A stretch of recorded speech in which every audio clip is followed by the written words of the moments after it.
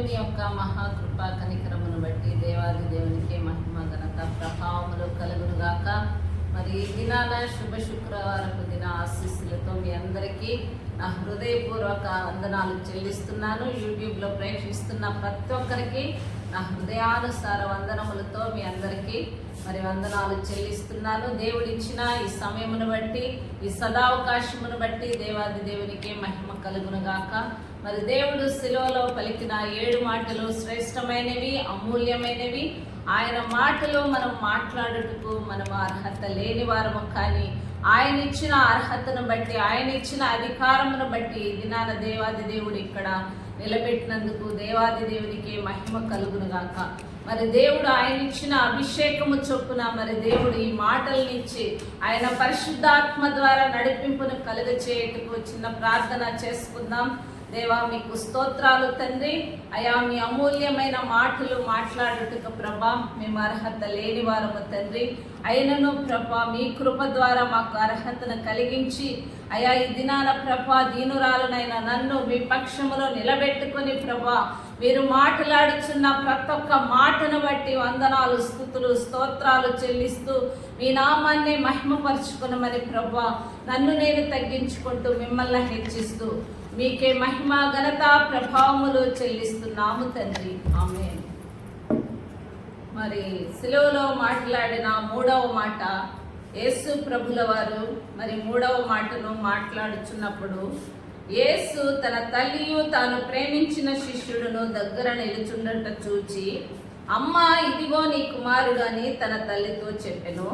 తరువాత శిష్యుని చూచి, ఇదిగో నీ తల్లి అని చెప్పెను. ఆ గడియ నుండి ఆ శిష్యుడు ఆమెను తన ఇంట చేర్చుకునేను. యోహాను సువార్త 19వ అధ్యాయము 26, 27 వచనాలు చదువుకున్నప్పుడు యేసు తన తల్లియు తాను ప్రేమించిన శిష్యుడును దగ్గర నిల్చుండుట చూచి, అమ్మా ఇదిగో నీ కుమారుడు అని తన తల్లితో చెప్పెను. మరి ఆయన యేసు ప్రభుల వారు మరణిస్తున్నారు కాబట్టి మరి తన తల్లి ఎంత బాధలో ఉన్నదో, మరి సిలువలో ఆయన వేలాడుచున్నాడు, రక్త సిద్ధమై ఉన్నాడు. మరి ఆ పరిస్థితిలో తాను ఎంతో బాధలో, వేదనలో, మరి ఆయన ఎంతో శ్రమలో ఉన్నా కూడా మరి తల్లిని జ్ఞాపకం చేసుకుంటున్నాడు. మరి నా తల్లి ఎంత బాధపడుచున్నదా అని దాన్ని గ్రహించి మరి అది జ్ఞాపకం చేసుకొని తన తల్లి బాధను తను గుర్తించి మరి ఆ సమయంలో పలుకుచున్నాడు, అమ్మా ఇదిగో నీ కుమారుడు. ఎందుకంటే ఎవరిని కుమారులు కుమార్తెలని చెప్పము, కానీ తాను ప్రేమించి మరి ఆయన ప్రేమించిన తల్లినే ఇక్కడ చెప్తున్నాడు. మరి తాను పరిశుద్ధాత్మ ద్వారా మరి యేసు ప్రభుల వారిని మరి జన్మమైంది, మరి యేసు ప్రభుల వారు జన్మించారు. పరిశుద్ధాత్మ ద్వారా కలిగిన బిడ్డను మరి ఎంత అమూల్యంగా ఆమె చాకి ఉంటుందో, మరి ఆమెను పెంచి ఉంటుందో, మరి ఆమె యేసు ప్రభుల వారిని మరి ఆయన్ని ఎంతగానో గారాభంగా పెంచి ఉండొచ్చు. ఆ సమయంలో ఆయన సిలువలో ఆయన కొట్టబడుచున్నాడు, మరి ఆయన ఎంతగానో వేధించబడుచున్నప్పుడు తల్లి ఎదురుగుండి చూస్తున్నది. ఆమె బాధ ఎంత ఉంటుందని మరి యేసు ప్రభు ఆ సమయంలో గుర్తించి మరి ఆమె బాధను వ్యక్తము చేస్తూ మరి కుమారుడిగా మరి యోహాను గారికి తన తల్లిని అప్పచెప్పుచున్నాడు. కుమారుడుగా యోహాను గారిని తన తల్లికి, అమ్మా ఇదిగో నీ కుమారుడని తన తల్లికి చెప్తున్నాడు. అమ్మా అని పిలిచినప్పుడు ఆ అమ్మ అనే స్వరము ఆమె విన్నప్పుడు ఎంతగానో సంతోషిస్తుంటుంది.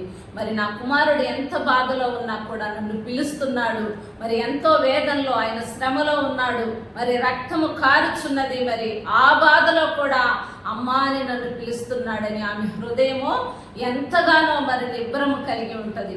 మరి ఆ స్థితిలో మనం ఎంతమంది అయితే ఉన్నామో మరి హృదయాలను దేవుడు ఎరిగిన దేవుడు. మరి నీవే స్థితిలో ఉన్నావో మరి దేవుడికి తెలుసు. ఆ హృదయాన్ని నువ్వు కలిగి ఉన్నావా? మరి నీ బిడ్డల ద్వారాను మరి నీ కుటుంబస్తుల ద్వారా నువ్వు ఎంత బాధపడుచున్నావో మరి దేవాది దేవునికి తెలుసు. మరి ఈ సమయంలో కూడా మరి దేవుడు మనల్ని చూస్తున్న దేవుడు. ఆయన కోసమే కాదు, కానీ సర్వ మానవాళి కోసం ఆయన సిలువలో మరణించాడు. కాబట్టి మరి తల్లిని కూడా ఆయన తల్లి బాధను కూడా గుర్తించాడు దేవుడు. మరి తల్లి బాధను గుర్తించిన దేవుడు నీ బాధను, నా బాధను దేవుని గుర్తిస్తాడు. మరి మన బాధలేంటివో ఆయన సన్నిధిలో మొరపెట్టినప్పుడు దేవాది దేవుడు మన బాధను, మన వేదనలను, మన శ్రమలను, మన దుఃఖాలను తీర్చివేసి దేవుడు ఆయన దేవాది దేవుడై ఉన్నాడు. మన కోసము ప్రాణాన్ని త్యాగము చేసిన దేవుడు. మరి ప్రాణాలను ఎవరైనా త్యాగము చేయవచ్చు, కానీ అయితే దేవాది దేవుడు మన కోసము చేసిన త్యాగం ఒక్కరి కోసము కాదు, కానీ మానవాళి కోసము చేసిన త్యాగము గొప్పది. మరి ఆయన మరణించాల్సిన అవసరం లేదు, కానీ దేవాది దేవుడు మరి దేవుని చిత్తాన్ని నెరవేర్చాడు సిలువలో. లేఖనము నెరవేరబడినట్లు అని మనకు లేఖనాలు వివరిస్తున్నాయి. మరి లేఖనము నెరవేర్చబడాలంటే మరి ఆ స్థలములో ఆయన సిలువలో వేలాడదీయబడాలి. ఆయన నేరస్తుడుగా మోపబడిన ఆ సిలువలో వేలాడుచు మరి ఇద్దరు దొంగలు కూడా నేరస్తులుగా ఉన్నారు. బందిపోటు దొంగలని ఉన్నది మనకి బైబిల్ గ్రంథంలో. ఆ నేరస్తులతోటి యేసు ప్రభువును కూడా ఒక నేరస్తుడుగా సిలువలో వేలాడ వేశారు. మరి సిలువకు విలువ ఎక్కడ వచ్చిందంటే, మరి సిలువ వేసేది వచ్చి నేరస్తులనే, కానీ మరి యేసు ప్రభువుని సిలువ వేసిన తర్వాత ఆ సిలువకు విలువ వచ్చింది.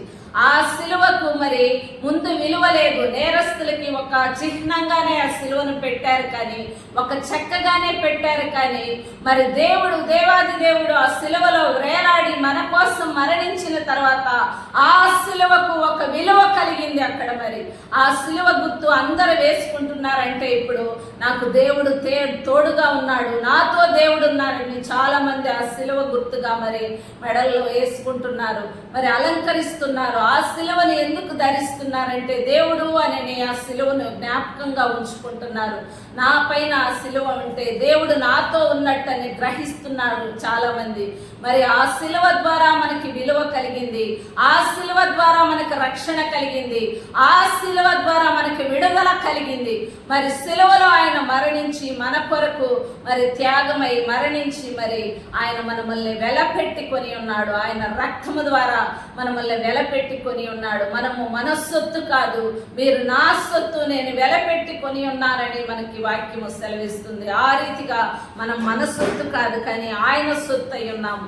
మరి మన బాధలు, మన వేదనలు, మన శోధనలు, మరి మన అనారోగ్యం ఏదైనా కూడా, మరి బాధ ఏదైనా కూడా దేవుని యొద్ద మొర్రపెట్టినప్పుడు ఆయన తీర్చే దేవుడు. మన కోసమే వచ్చాడు. మరి మానవులను రక్షించుటకు, పాపము నుండి విడిపించుటకు, నశించుచున్న వారిని వెదకి రక్షించుటకు ఈ లోకానికి వచ్చాడు. మరి దేవాది దేవుడు మరి ఇంత త్యాగము చేసిన దేవునికి మరి మనము రుణస్థులమై ఉన్నాం. మనమేం చేస్తున్నాము అనేది మనము గ్రహించాలి.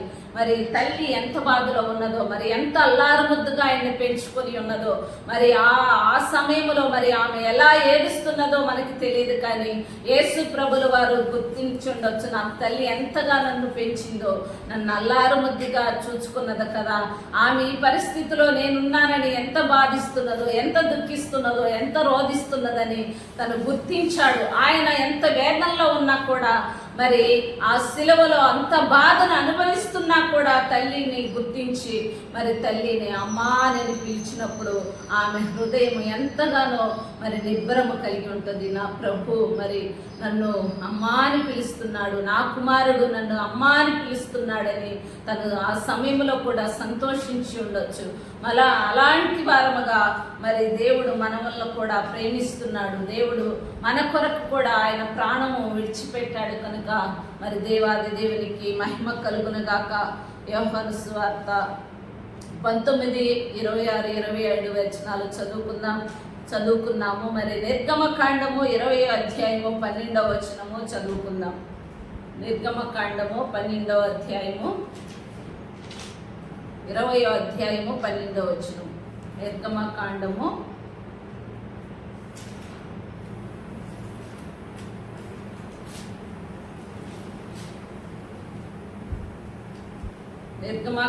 20వ అధ్యాయము 12వ వచనం. నీ దేవుడైన యెహోవా నీకు అనుగ్రహించు దేశములో నీవు దీర్ఘాయుష్మంతుడవగునట్లు నీ తండ్రిని నీ తల్లిని సన్మానించుము. నీ దేవుడైన యెహోవా నీకు అనుగ్రహించు దేశములో నీవు దీర్ఘాయుష్మంతుడవగునట్లు నీ తండ్రిని నీ తల్లిని సన్మానించుము. మరి మన తల్లిదండ్రులను మనము సన్మానించాలి. మరి దేవుడు కూడా యేసు ప్రభుల వారు కూడా సిలువలో ఉన్నా కూడా తన తల్లిని సన్మానించాడు.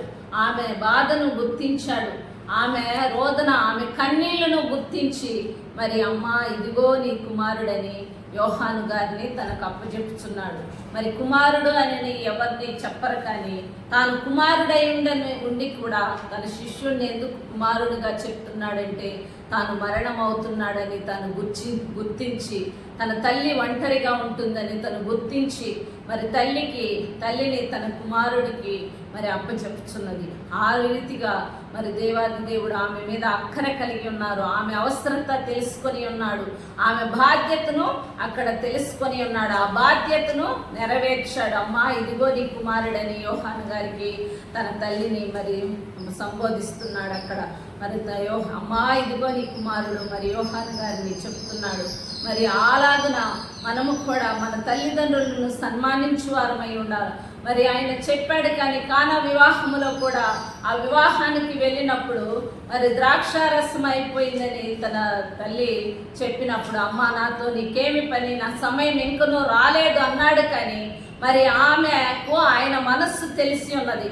మరి ఆయన మనస్సు ఎలాంటిదని, తన కుమారుడి మనస్సు మరి తన కుమారుని ఆలోచనలు ఎలా ఉన్నవని ఆమె గ్రహించింది. కాబట్టి ఆయన మీతో చెప్పునది చేయుడని వారికి శిష్యులకు ఆజ్ఞాపించింది. మరి ఆయన చెప్పకముందే ఆ మాటను చెప్పిందంటే తన కుమారుడి మనస్సుని తను గ్రహించి ఉన్నది. నా కుమారుడు ఇలా అన్నాడు కానీ మరి చేస్తాడు ఆయనని ఒక నిబ్బరము కలిగి ఉన్నది, ఒక నమ్మకము కలిగి ఉన్నది. కాబట్టి ఆమె ఆ సమయంలో అక్కడ చెప్పింది. తర్వాత ఆ యేసు ప్రభుల వారు కూడా ఆమెను మాటకు ఆయన సన్మానించాడు. ఆ సమయంలో ఆ విందు జరుగు సమయంలో ఆయన మాటను సన్మానించి ఆ నీళ్లను రాతి బాణలు నింపమని చెప్పినప్పుడు ఆ రాతి బాణలు నింపి ద్రాక్షారసముగా మార్చిన దేవుడు మరి దేవాది దేవుడు ఆమెను మాటకి సన్మానించాడు. మరి సామెతల గ్రంథము 23వ అధ్యాయము 22వ వచనము చదువుకుంటే, సామెతల గ్రంథము 23వ అధ్యాయము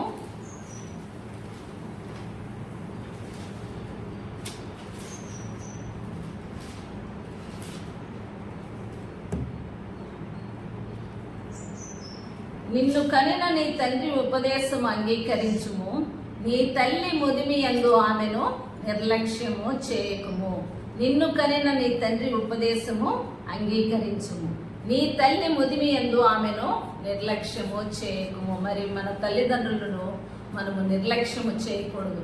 మరి ఆమె ఆ మాట అన్నప్పుడు కూడా నీతో నాకేమి పని అని యేసు ప్రభు తన తల్లిని అన్నప్పుడు కూడా ఆమె మనస్సును గ్రహించి ఆయన మీతో చేయనుంది చెప్పుడని చెప్పినప్పుడు ఆమెను ఆ మాటను నిర్లక్ష్యము చేయలేదు. ఆ రీతిగానే ఆమె చెప్పినట్టుగానే మరి ఆయన చేశాడు. అక్కడ నీటిని ద్రాక్షారసముగా మార్చాడు. మరి దేవాది దేవుడు ఆ మాటను మరి తప్పక అనుసరించాడు. ఆ మాటను నిర్లక్ష్యము చేయక దేవుడు అంగీకరించాడు. మరి తల్లిని నిర్లక్ష్యము చేయలేదు, తల్లి మాటను నిర్లక్ష్యము చేయలేదు. ఆ రీతిగా మరి దేవుడు ఆమె దేవుని వైపు చూసింది. కాబట్టి దేవుని ప్రేమించింది, తన కుమారుణ్ణి ప్రేమించింది, అంతగా ప్రేమించింది. కాబట్టి మరి దేవుడు కూడా ఆమెను ప్రేమించాడు, తల్లి మనస్సును గ్రహించాడు. దేవాది దేవునికి స్తోత్రాలు. మరి కింద చూసినప్పుడు తల్లియు తాను ప్రేమించిన శిష్యుడును దగ్గర నిల్చుండడం చూచి అమ్మా ఇదిగో నీ కుమారుడు అని తన తల్లితో చెప్పెను. 27వ వచనం చూసుకుంటే, తర్వాత శిష్యుని చూచి ఇదిగో నీ తల్లి అని చెప్పెను. ఆగడి నుండి ఆ శిష్యుడు ఆమెను తన ఇంట చేర్చుకొనెను. శిష్యుని చూచి ఇదిగో నీ తల్లి అని చెప్పెను. మరి మన తల్లిదండ్రులను మనం ఎవరికైనా నీ తల్లి అని చెప్తామా?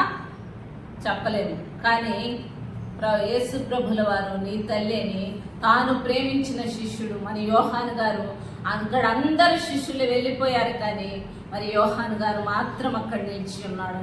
మరి ఆ యోహాను గారిని చూసి మరి ఈయన నమ్మకంగా ఉన్నాడు. తను ఎన్నోసార్లు మరి తాను ప్రేమించిన కుమారుడు, తాను ప్రేమించిన శిష్యుడని బైబిల్ గ్రంథములో మనకి లేఖనాలు వివరించి ఉన్నాయి. మరి తాను అంతగా ప్రేమించాడు కాబట్టి తనను యేసు ప్రభు ప్రేమించాడు. నన్ను ప్రేమించు వారిని నేను ప్రేమిస్తానన్నాడు. మరి ఆ రీతిగా యోహాను గారు యేసు ప్రభుల వారిని ప్రేమించాడు కాబట్టి యేసు ప్రభుల వారు కూడా యోహాను ప్రేమించాడు. ఆ ప్రేమ వాళ్ళకి అనుబంధంగా మారింది కాబట్టి తల్లి అనుబంధాన్ని, ఆమె అనురాగాన్ని పంచుకునే వ్యక్తి ఈ యోహాను గారని గ్రహించి ఆమెను తల్లిని మరి యోహాను గారికి అప్పగిస్తున్నాడు. మరి అంత నమ్మకము యోహాను గారు కలిగి ఉన్నాడు. మరి మనం ఏ నమ్మకం కలిగి ఉన్నాము? మరి నమ్మకంగా ఉన్న వారికి అనేకమైన దీవెనలని మన వాక్యము సెలవిస్తుంది. మరి ఏ నమ్మకంతో మనము జీవిస్తున్నామో, దేవుని పట్ల నమ్మకం కలిగి ఉన్నామా? ఆ బాధ్యతను మరి స్వీకరించుటకు మనము సిద్ధముగా ఉన్నామా? మరి ఆ బాధ్యతను మరి ఆయన తీరుస్తాడు. నా తల్లి బాధ్యతను ఆయన తీరుస్తాడు, నా తల్లిని చూసుకుంటాడు బాగానే ఆ నమ్మకము కలిగి ఉన్నది కాబట్టి మరి యోహాను గారికి అప్పగించాడు. దేవాది దేవునికి మహిమ కలుగును గాక. ఆమేన్.